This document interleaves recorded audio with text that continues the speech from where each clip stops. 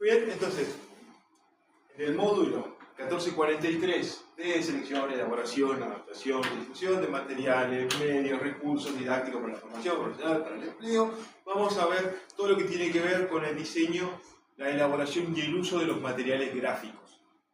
¿Bien? Todo esto es un vehículo, ¿sí? Un vehículo que tiene un destino. El destino es que nuestros estudiantes aprendan algo. Para hacernos el mapa de este viaje, lo que utilizamos es un guión didáctico. ¿Bien? Para cuando ustedes preparen su presentación, tienen que tener claro esta idea. Yo esto que les voy a dar tiene un objetivo. Para llegar a ese objetivo tengo que recorrer algunos pasos. ¿Bien? La primera idea es, ¿qué quiero conseguir? ¿Qué es lo que quiero que aprendan los estudiantes? ¿Qué es lo que quiero que se lleven de esta formación que les voy a dar, de este tema que voy a tratar con ellos? Eso es lo primero que tenemos que tener claro. ¿Qué es lo que quiero conseguir? Quiero que aprendan a hacer una técnica. Quiero que conozcan los principales representantes de la pedagogía. Quiero que X cosa. Pero eso lo tenemos que tener claro. Ese va a ser nuestro norte. Ahí es donde queremos llegar. Vamos a tener en cuenta las características de los estudiantes. Tengo un grupo de adultos, tengo un grupo de adolescentes, tengo un grupo de personas que han trabajado muchos años en esta empresa y quieren reconvertirse. Tengo un grupo de personas recién llegadas. ¿Qué características tienen los estudiantes? Normalmente, vamos a ver. Normalmente va a ser un grupo heterogéneo del que no vamos a tener idea hasta que no estemos ahí con ellos. Hasta el primer día que no los conoces, hombre, obviamente no los... Con suerte. No, pero a veces sí, porque por ejemplo, hay ciertos, por ejemplo, proyectos singulares. Que tiene de tal edad, eso sí. Exacto, y tienen características de estos jóvenes, de que no han terminado la educación formal, etcétera, etcétera. Pero normalmente en la formación profesional para el empleo nos van a tocar grupos heterogéneos. Pueden haber personas migrantes recién llegadas al país que no hablan el idioma, puede haber gente que lleva muchos años trabajando en eso. Pero bueno, mientras más conocimiento tengamos de cómo son nuestros estudiantes, mejor, porque más herramientas vamos a tener y más. ¿Se acuerdan que había principios didácticos? Y uno era personalizar, individualizar, hacerlo específico para mi estudiante. Lo ideal. En el mundo real es difícil conseguirlo. No es imposible, pero muy difícil, muy difícil, ¿verdad? No. ¿Bien? No, porque cada vez tenemos mejores herramientas. Ahora mismo acabamos de ver un Canva que hace 10 años atrás eso era como una utopía. Y ahora mismo Google, es que me pasó con el compañero que te dije que era de Sudán. De Sudán del Sur, perdón, que encima son la parte peor de Sudán, ¿sabes? Y solo hablaba árabe y un poco de francés. Y el chaval, teniendo Google, se ponía el Google y Google Lens y bueno, se traducía todas las presentaciones. O sea que cada vez más va avanzando la técnica para favorecer estas situaciones. Exactamente, sí. En ese sentido, en esos aspectos, sí. Tenemos más herramientas que hace 10 años atrás. ¿Bien? Lo que no tenemos es tiempo, que es lo que más precisaríamos. Tiempo para hacer unas buenas programaciones en nuestra casa. Tiempo para refritar el material, adaptarlo, buscar. Por ejemplo, voy a dar una clase de tal tema. Me busco un videito en YouTube. Verse un video en YouTube implica estar sentado frente al ordenador, ver el video de principio a fin, ver si este sirve. Si no sirve, ver otro y nuevamente repetir. Eso son 15, 20, depende de lo que dure el video. Tiempo nuestro que se nos va en eso. Tiempo que estamos con nuestra familia, tiempo que no hacemos ejercicio, tiempo que limpiamos nuestra casa, etcétera, etcétera. Tiempo que no nos pagan. Quizás el problema esté ahí. Para que yo pueda hacer las cosas como lo dice el manual del SOC, me tendría que pagar otro sueldo que no me lo pagan. Ni a mí ni a ningún docente de la universidad le pagan. Bueno. Después que tenemos claro esto, ¿qué voy a dar? ¿A quién se lo voy a dar? Vamos a hacer un índice de esto, ¿bien? Presentación, núcleo, alguna dinámica, cierre, quizás con alguna evaluación. Entonces hacemos un índice que tenga en cuenta qué queremos dar, ese público con el que lo vamos a dar, cuánto tiempo tenemos para dar eso. Y está bueno, queda muy elegante presentarlo en las diapos. Algunos de ustedes ya lo han hecho en alguna de las presentaciones. Recuerdo que han tenido un pequeño índice en el que decían, voy a hablar de esto y esto y esto.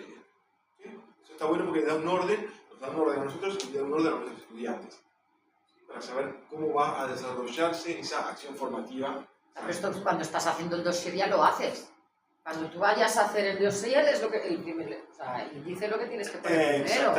Exactamente. Cuando vas a hacer un dossier, por ejemplo, el índice es fundamental. Pero cuando vas a dar una clase... También se supone que también tienes que tener...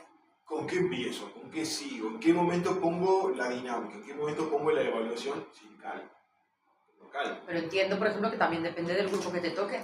Adelantarás más, adelantarás menos. Nunca tampoco vas a saber el tiempo que tienes hoy, lo que te puedes programar para hoy.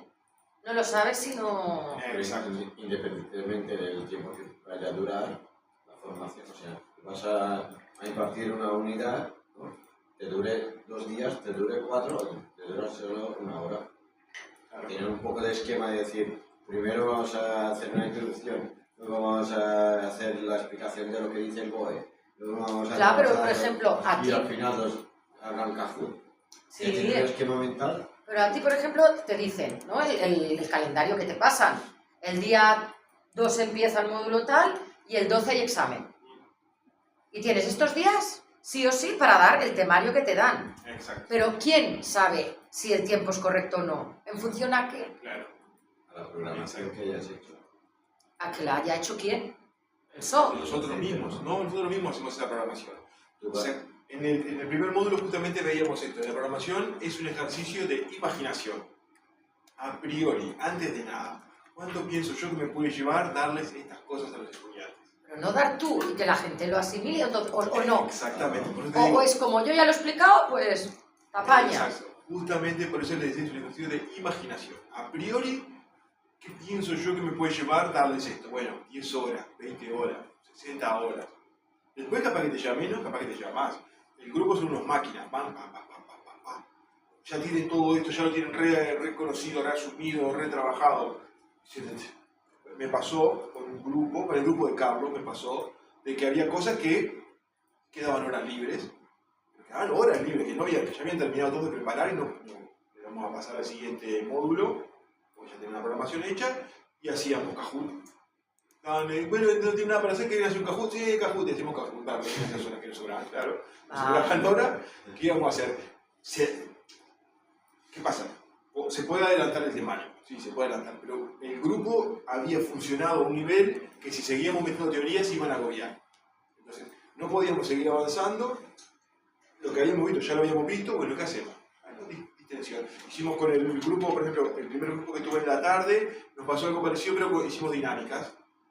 ¿Tienen toda la programación hecha? Sí, estaban todas bien hechas la programación. Bueno, venga, vamos a hacer muchas dinámicas para que tengan el ejercicio de hacer dinámicas y ver cómo se pueden usar distintas dinámicas en distintos casos. Dinámica de presentación, dinámica de consolidación, dinámica para trabajar en grupo, dinámica de comunicación, el Philip 66. Esta la vamos a hacer también en algún momento, quizás entre que terminen de presentar ustedes y empecemos con las tutorías, hacer una ronda de dinámicas.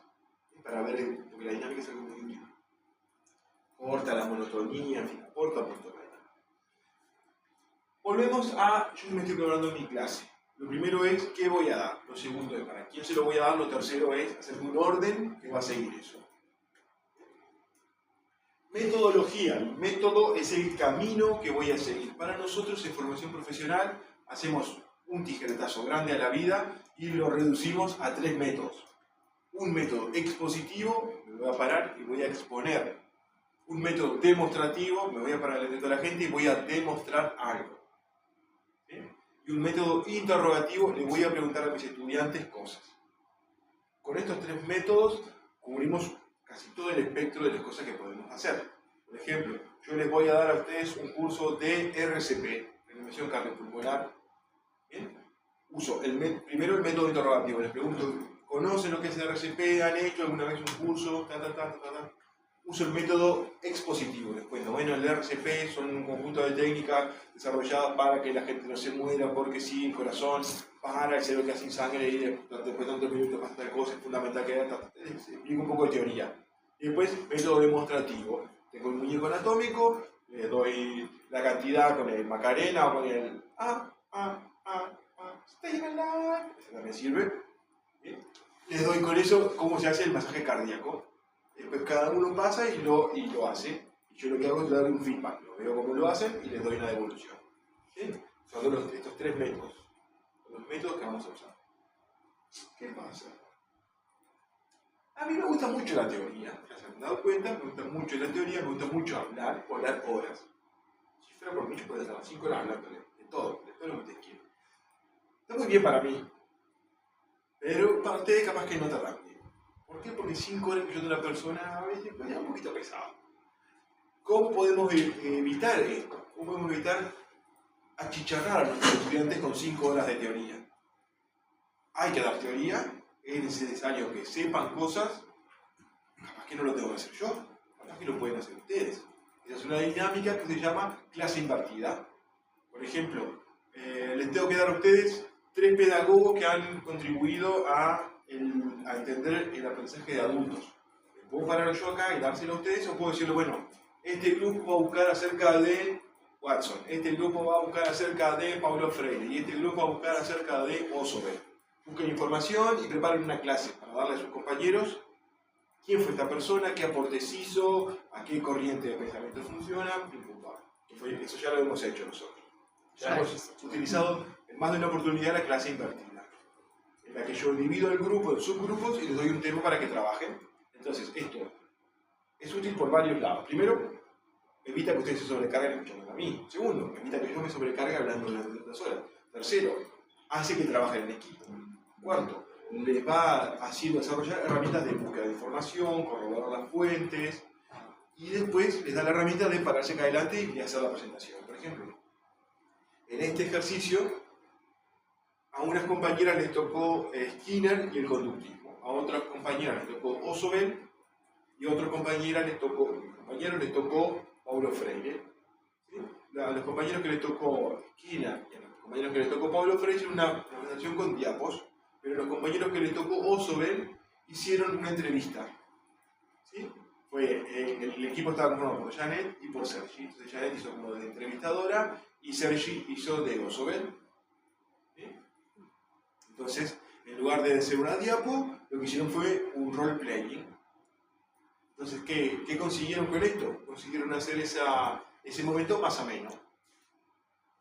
Los otros compañeros transmitieron un montón de información muy detallada, con un soporte gráfico, muy bien. Estos compañeros optaron por otra cosa diferente, que llegó a transmitir también información desde otro lugar. Esto también rompe la monotonía.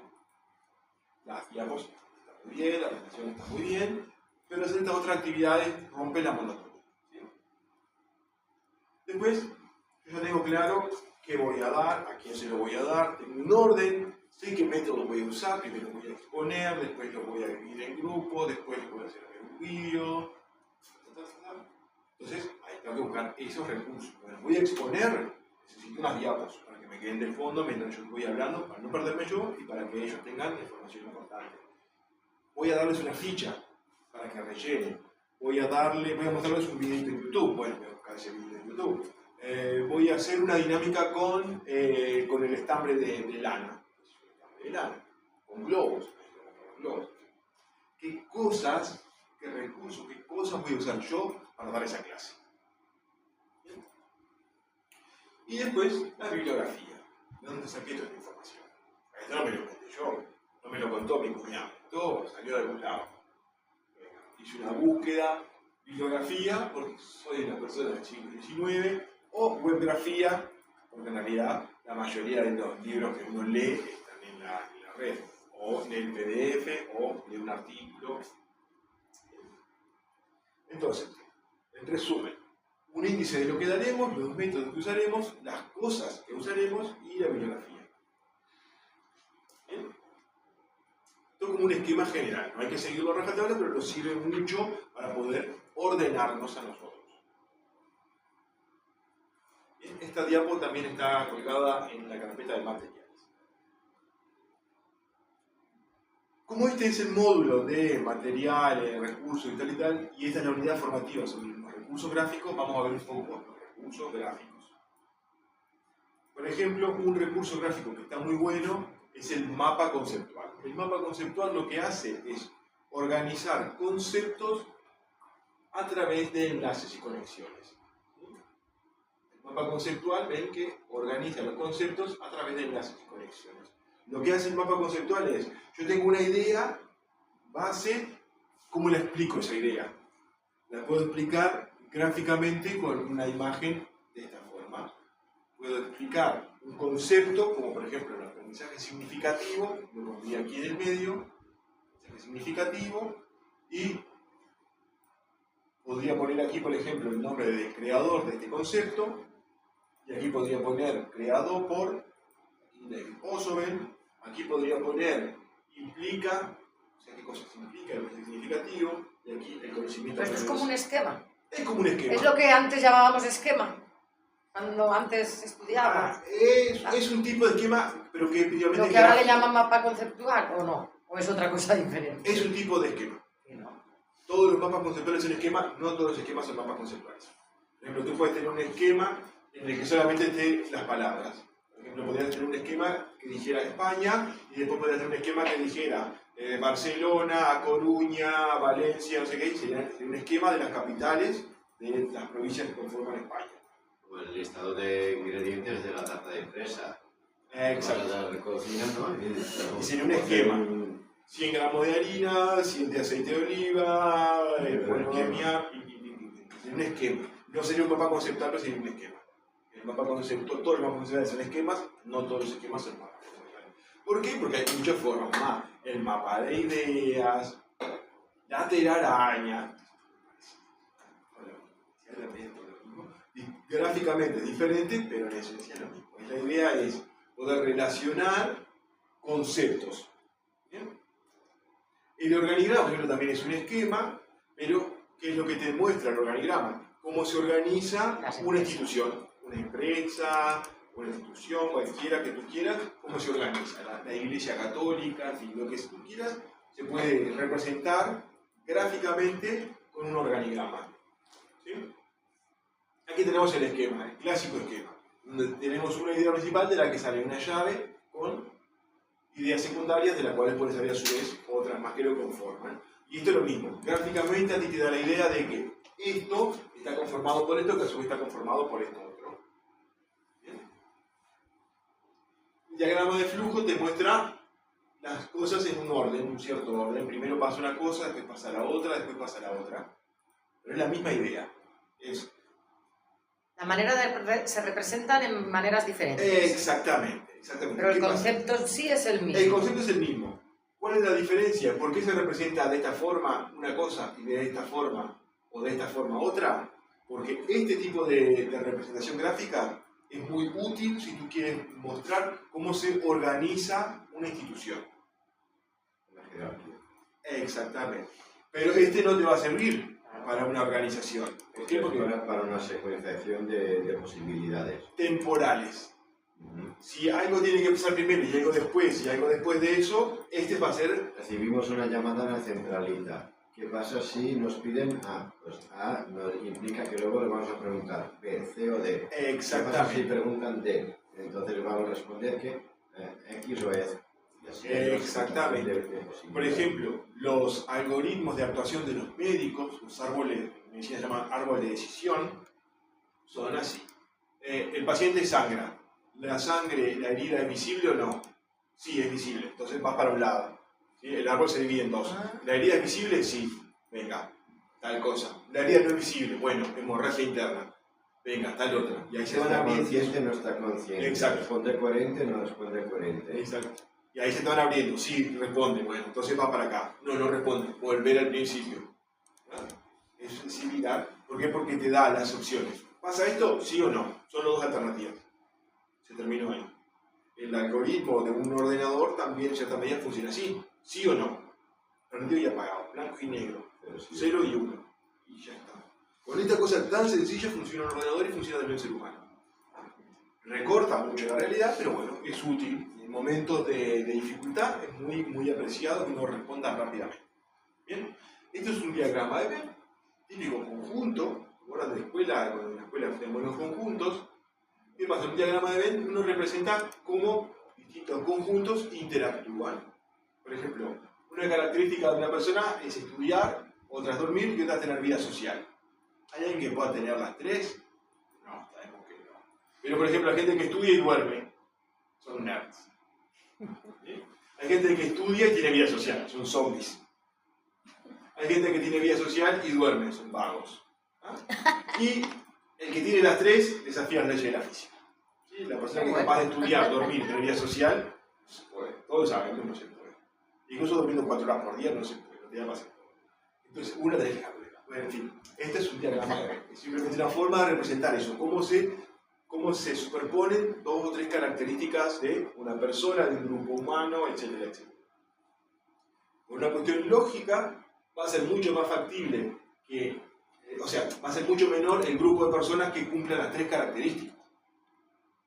¿Por qué? Porque si estos son 100, estos son 100 y estos son 100, nunca esto va a ser 100. Va a ser menos de 33, va a ser mucho menos de 33. En fin, otra vez otra representación gráfica de distintas cosas, como unas cosas afectan a otras, hasta llegar a un proceso. Esto, por ejemplo, sería mucho más útil para quizás o algo de ingeniería o algo de informática para representar esto, cómo hay relaciones causales entre distintas cosas.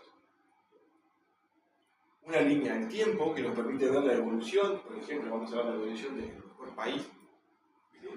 Cómo pasó de ser la banda oriental a ser la República de Uruguay. ¿Esto es Grecia? Sí, La bandera. es la nueva Grecia, la nueva Atenas. ¿Por qué República Oriental? ¿Por qué mi país se llama República Oriental? Porque esto es una cuestión de punto de vista. Es oriental sí y solo si tú te paras en Argentina. Si tú te paras en Argentina, lo que queda al oriente es Uruguay.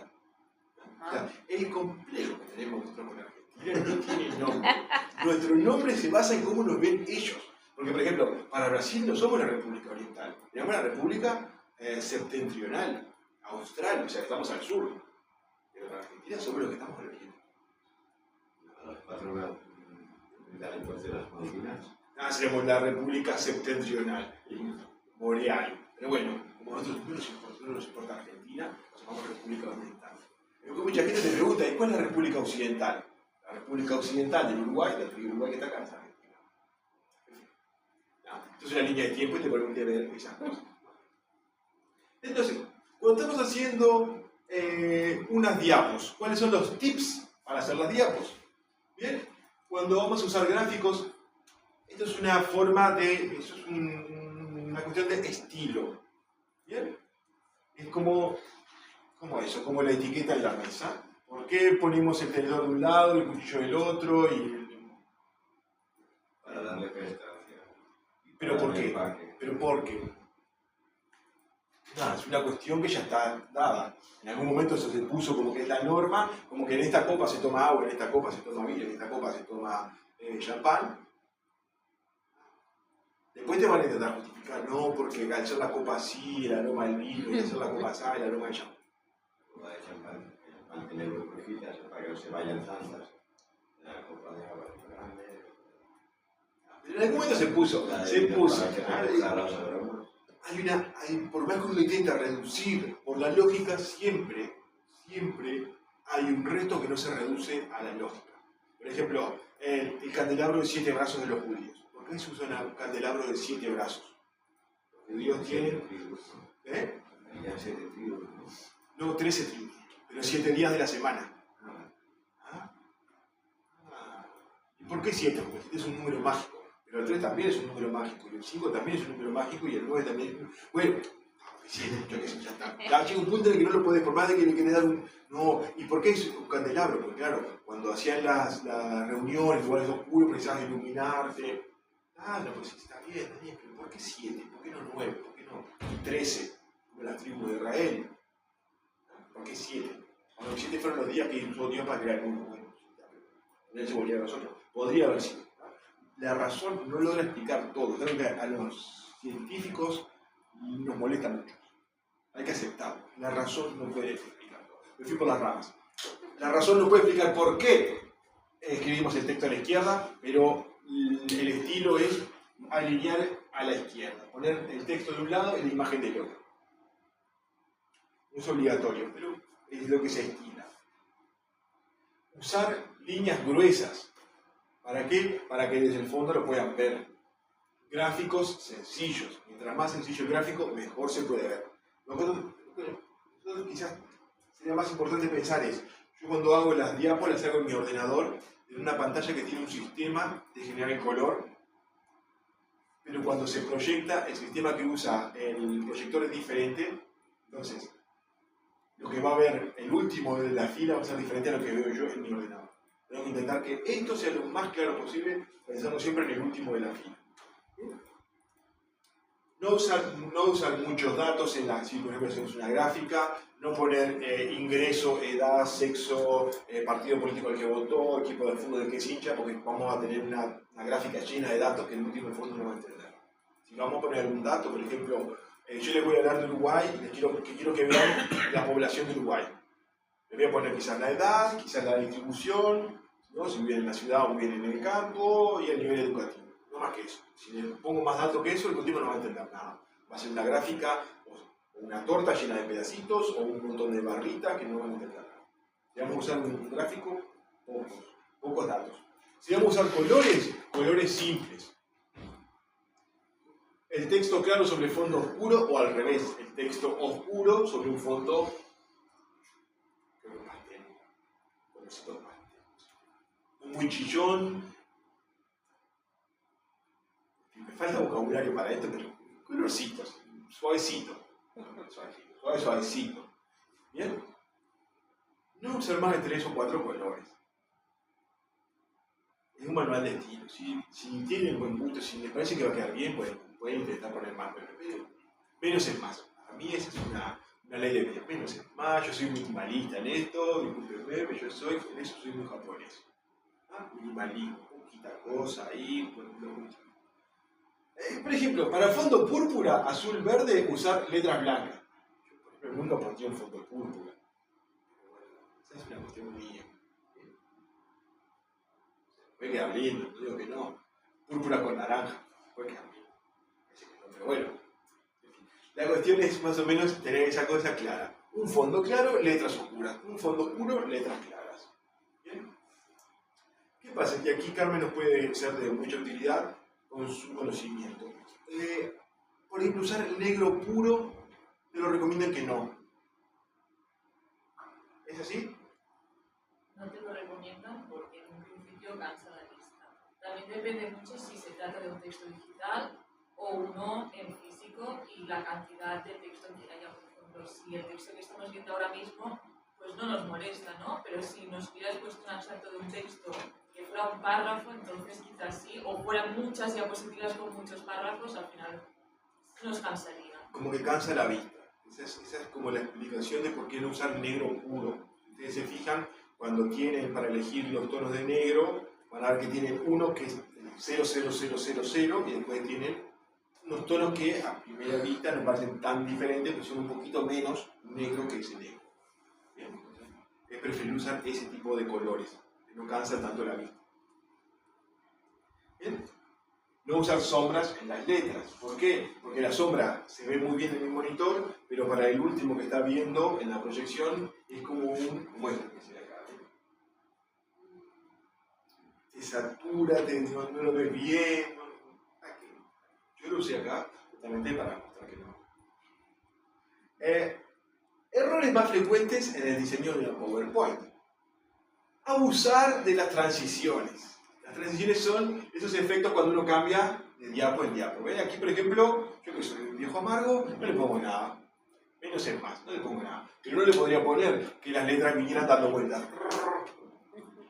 Ese es uno de los grandes problemas que tenemos la primera vez que empezamos a hacer estas cosas.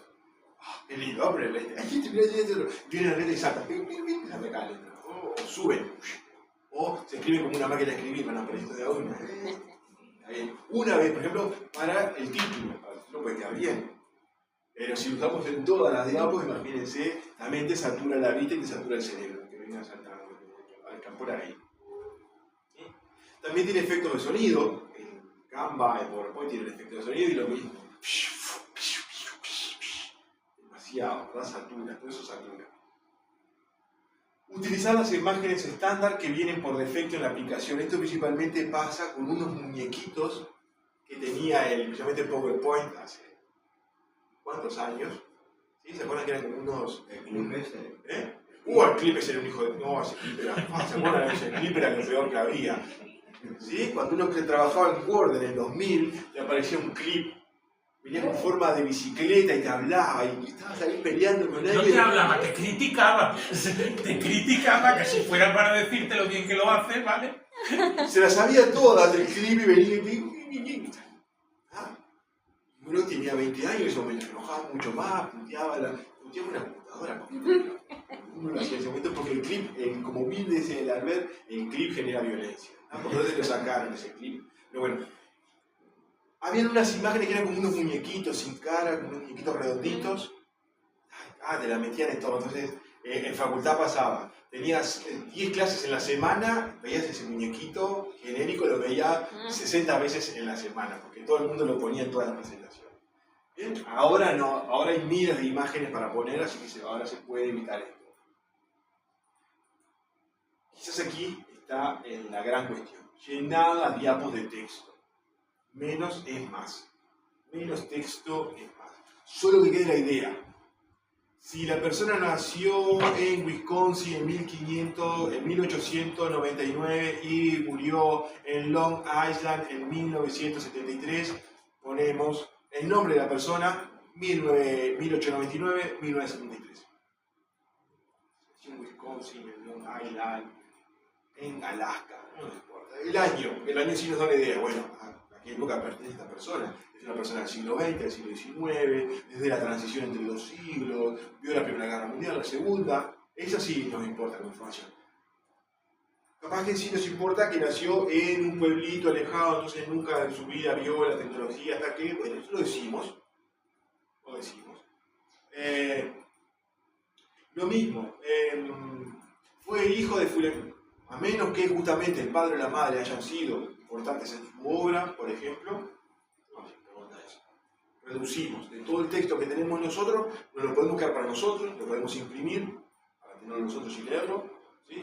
Esto también para cuando hagan la presentación, si quieren tener un guión escrito, me lo envían, lo imprimimos y lo tienen ahí en papel y lo van leyendo mientras van dando la clase. Lo tienen ahí como una guía.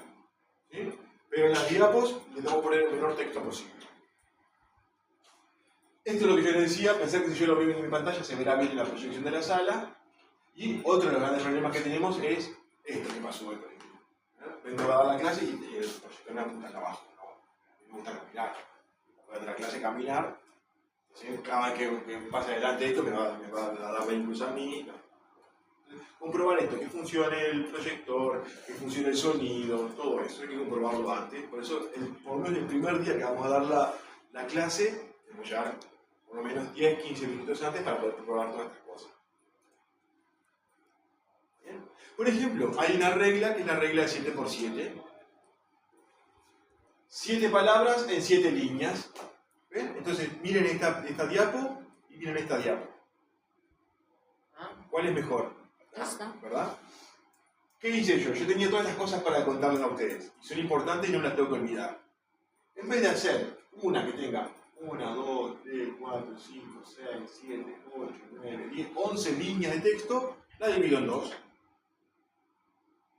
Hago 2 diapos. Las diapos son gratis. No hay que pagarla, claro. No hay que meter todo en una diapo. No se preocupen. Hacemos 2, 3, 8, no importa. Si se pasan con un dedito, si se pasan la diapo. Entonces, en vez de hacer esto, meter todo este cantidad de texto, menos, más grande la letra, queda más claro, no nos cobran, es lo mismo, exactamente lo mismo. Copio el texto de un lado, lo pego en el otro, borro para que quede como máximo 7 líneas de texto, con más o menos 7 palabras cada una, ¿sí? Porque imagínense, acá tendría que haber una imagen. Esto está muy triste. Ahora les voy a mostrar cómo se hacen las cosas mal y cómo se hacen las cosas menos mal. Menos mal. No perfecto, pero bueno, por lo menos menos mal. Entonces, usar eso. como máximo 7 líneas de texto, como máximo que tengan 7 palabras cada línea. ¿No? Si tienen 8 no pasa nada, si tienen 9 no pasa nada. Pero intentar que la mayor parte de nuestro texto esté resumido, dejar solo las palabras más importantes. Usar para los títulos un tamaño grande, generoso, 40 puntos, eso lo van a ver cuando van a reducir el tamaño de la letra, les dice 20, 30, 40, 80, 90, más o menos 40, está bien. Bien. Dejar un margen con las dudas de que el proyector no esté perfecto, entonces algo se nos, o la pantalla no esté perfecta, la pantalla no vamos a proyectar, entonces sabemos que si perdemos algo va a ser del margen, ¿ah? Y no el núcleo de lo que nosotros le queremos dar a ellos. Por eso la recomendación siempre es dejar este margen, ¿cierto? Yo lo que hago es eso, que les comenté, poner un rectángulo en el medio y ya sé que ahí va a ir lo que yo quiera ponerle. Bien, en algún caso particular puede tener una imagen que ocupe todo, porque quiero que la imagen se vea mejor o lo que sea, pero normalmente con ese tamaño da para que lo vean. No escribir todo en mayúscula. Acá otra vez, lo hice así adrede. No escribir todo en mayúsculas. Sí. Por ejemplo, este tipo de letra que elegí acá, que es la que yo le decía que me gusta a mí, que es Gagalín, no tiene minúscula, todo mayúscula. Entonces, yo lo copié esto y después me di cuenta que el tipo de letra que usaba no cumple el requisito que yo mismo digo que es. Entonces le digo, una no pasa nada, una se le escape no pasa nada. De vuelta a lo que decíamos, texto claro con fondo oscuro o viceversa, ¿verdad? Texto oscuro con fondo claro. Colores pasteles, usen color no muy chillón, no muy fuerte, un suavecito, como un lila, como un verdecito, colorcitos suavecitos. Las letras que vayan en un color, eso sí, más que resalte contra el fondo, un negro, un blanco, un azul. Hay que intentar evitar el color rojo, porque también se sobrecarga mucho la vista. Evitar, como ya le decíamos, el uso de sombras en los textos. Y que el texto esté de un lado y la imagen esté del otro. Normalmente lo que se utiliza es el texto de un lado y la imagen del otro, ¿verdad? Puede ser la imagen del lado derecho y el texto del lado izquierdo y la imagen del lado derecho. Si lo van alternando entre diapos y diapos no pasa nada tampoco. También evita la monotonía, ¿verdad? En una diapo tengo la imagen acá y el texto de este lado, en la otra lo uso al revés, no pasa nada. Lo importante es eso, que haya en cada diapo un poco de texto y un poco de imagen. Pero si en alguna diapo ven que es importante algo de texto y solamente ponen texto, no pasa nada. O en una diapo ven que es importante una imagen, solo imagen, no pasa nada tampoco. Estas son como líneas generales. ¿Qué no hacer? Entonces, ¿se acuerdan de esto? Que ya se lo mostré a los compañeros. Este fue la primera clase que di yo en la Facultad de Medicina. ¿Sí? Yo era docente de Psicología Médica. Entonces, di un concurso. Entrevisté a un paciente, respondí preguntas teóricas, me dijeron, señor, usted va a ser docente, empieza el 8 de marzo. Bien, nunca me enseñaron nada de docencia. Entonces yo fui el 8 de marzo a dar una clase sobre ficha patronímica y aspectos psicosociales. En la primera diapo yo les hablaba de la ficha patronímica, de la enfermedad actual. Horrible, ¿verdad? Blanco, ni un colorcito, ni una imagen. No, pero esto hace tiempo, entiendo. Sí, pero... Pues no había tantas cosas como ahora. Sí, había. Gracias por darme salud, pero podría haber hecho mejor que esto, lo podría haber hecho. Mira lo que sé. No, pero me refiero que, a ver, que esto del Canva es nuevo, ¿no? Bueno, el Canva sí, pero esta la hice en Google Docs. Había PowerPoint. Yo porque no quería usar PowerPoint porque estaba en contra de Microsoft. Mira que sé. ¿Qué veía el último? En un anfiteatro en la Facultad de Medicina, ¿qué veía el último estudiante? Pues que ni el primero, o que yo estoy delante y no lo esto, veo. Mira esto, mira todo este texto acá. ¡Wow! Más texto. Acá le puse un poco de negrita para que quedara algo que era importante, que son los mecanismos de afrontamiento. ¡Qué tristeza! Esto es minimalismo ya excesivo. Esto es mucho minimalismo. ¿Y por qué? Porque se puede aprender, porque yo después lo hice menos peor. Pero es lo que decimos, siempre va con la persona. O sea, tú vas a hacer algo que te gusta a ti, con lo cual es como es tu manera de ser, es tu persona lo que le estás demostrando, ¿no? Lo estás poniendo No hay algo estándar, o sí. Bueno, estándar son estas recomendaciones de estilo que yo les decía. Vale, esto sería lo estándar. Después cada uno después lo que dices. Exacto, cada uno le va dando ahí su toque particular. Pero por ejemplo, eso que yo les mostré...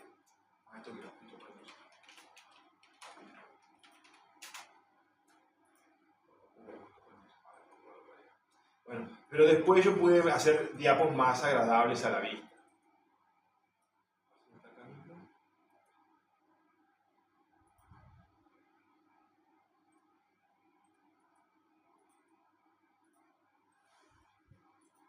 Por lo menos le puse color. ¿Ven? Por ejemplo, usando PowerPoint, les di el seminario 5, cuando llegué al 5, dije, wow, vamos a hacerlo diferente. Un poemita al principio, ¿sí? Porque como estamos hablando de ansiedad, el grito de Munch, que justamente es un ataque de ansiedad que tuvo Munch, el pintor noruego. ¿Sí? Y ahí hablando un poco de ansiedad y tal, por lo menos tenía un color. En fin, igual tenía Con un título más grande, letra más grande, igual un montón de texto. No, sí, parecen los créditos finales de Lonely Cruz. Parecen los créditos finales de Lonely Cruz. No, por lo menos tenía el chanchito que salía de adentro del papel, todo amigos. Pero se pueden hacer las cosas mejor. ¿Cómo se hacen las cosas mejor? Por ejemplo, usando una herramienta de diseño como es el Canva. ¿Sí? ¿Qué hacemos? Vamos a Canva donde dice registrarse y nos registramos usando Google. Nos va a dar la opción de usar Facebook, usar mi correo, usar Google. Yo les recomiendo que usen Google. Ya quedan todos centralizados. Total, Google ya tiene todos sus datos. Ya, uno más, uno menos. Ya no pasa nada. ¿Bien? Y ahí vamos a tener para hacer un montón de cosas. Vamos a tener para hacer para nuestras redes sociales, vamos a tener para hacer impresiones y el que me interesa a mí que es el de presentaciones. Y de presentaciones elegimos una en blanco y vamos a tener en diseño ya diferentes plantillas prearmadas, que simplemente escogerla y cambiarle el texto. Por ejemplo, voy a hacer una presentación sobre el bosque. Escribo bosque y me va a dar un montón que ya vienen con imágenes de bosque, con los colores, verde, predominante, con toda una estética similar a lo largo de todas las diapos. Y ahí simplemente voy eligiendo la que más se adecua a mí. En la barra lateral también tenemos después elementos, y en elementos vamos a tener fotos, formas, stickers, gráficas, y todo lo que podemos ponerle adentro a nuestras diapos. En texto, más abajo vamos a encontrar texto, y ahí vamos a encontrar distintos tipos de letra para poder resaltar lo que queremos, transmitir lo que queremos, etcétera, etcétera.